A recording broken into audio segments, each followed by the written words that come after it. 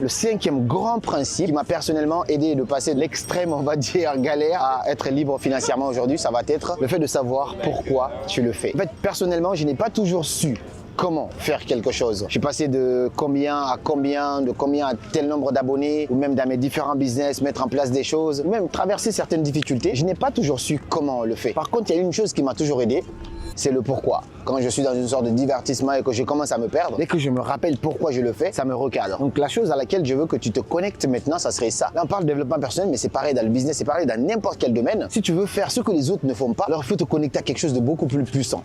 Pourquoi tu le fais? Quand tu connais le pourquoi finit toujours par trouver le comment. Mais quand tu ignores pourquoi tu le fais, à un moment donné, tu vas te réveiller, il n'y aura pas cette motivation-là qui va suivre. Donc, est-ce que tu le fais personnellement pour te mettre à l'abri, pour pouvoir être libre financièrement parce que tu penses que tu le mérites? C'est une cause noble. Ou est-ce que tu le fais, entre guillemets, pour mettre tes parents à l'abri parce que tu penses que voilà, vous avez suffisamment galéré et que tu dois mettre tes parents à l'abri?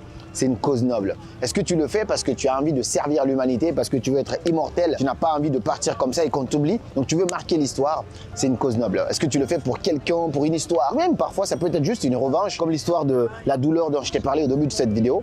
Pourquoi tu le fais?